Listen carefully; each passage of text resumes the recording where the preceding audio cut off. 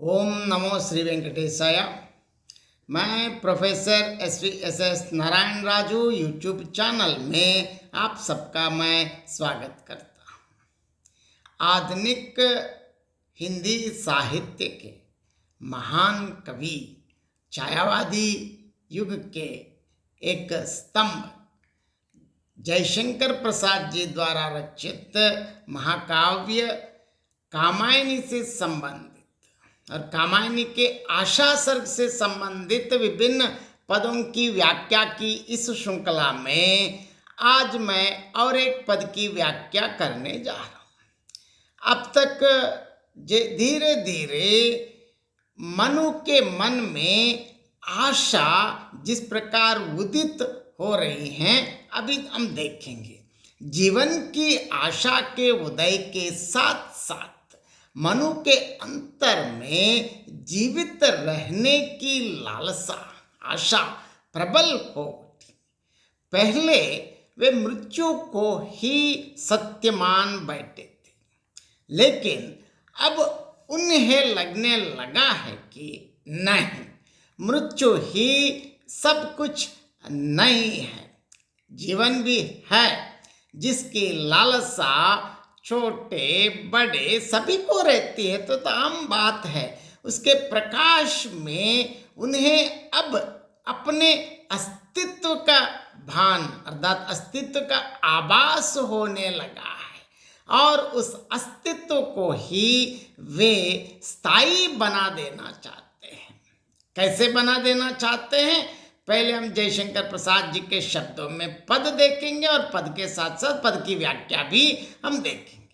मैं हूं यह वरदान सदृश क्यों लगा गूंजने कानों में, मैं भी कहने लगा मैं रहूं शाश्वत नभ के गानों में। देखिए, पद दोबारा मैं पढ़ना चाहता हूं। मैं हूं यह वरदान सदृश क्यों लगा गूंजने कानों में, मैं भी कहने लगा मैं रहूं शाश्वत नभ के गानों में। पहले शब्दार्थ देखेंगे। शाश्वत, नित्य, नभ अर्थात आकाश। इस पद में मनु ये कहते हैं कि आज मतलब अब मेरे कानों में ऐसा शब्द सहसा गूंजने लगा है कि वरदान के समान हूं, मैं हूं, मेरी भी सत्ता है, अर्थात मुझे आज यह सुखद अनुभव हो रहा है कि मैं जीवित हूं।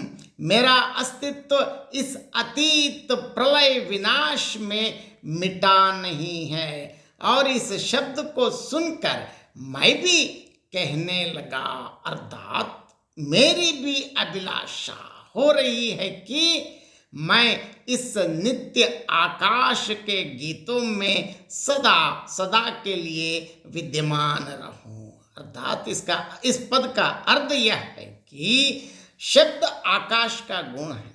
सभी ध्वनियां आकाश में सुरक्षित रहती हैं। जिस प्रकार आकाश में ध्वनियां सदा विद्यमान रहती है, इसी प्रकार मैं भी सदा बना रहूं। गगन में ध्वनियों के रूप में मैं जीवित रहूं। देखिए, इस प्रकार इस पद की विशेषताएं भी हम देखेंगे। यहां देखिए, वरदान सदृश में उपमा अलंकार है। वरदान अभिलाषा की पूर्ति और मंगलमय होता है। अपनी सत्ता के अनुभव से मन की दीनता और निराशा का लोप हो गया और उज्जवल भविष्य के लिए आगे भी जीवन बना रहने की कामना होने लगी। अभी तक अत्यंत इस प्रलय से दुखी, लेकिन अब कोई नहीं है। अब लेकिन धीरे धीरे जीवन के प्रति आशा, ममता, लालसा जाग उठी है। अब आमतौर पर हम कहते हैं जीवन नरो भद्र शतानि पश्येत, अर्थात इसका अर्थ यह है कि जीवन अपने आप में वरदान है। बहुत बहुत धन्यवाद।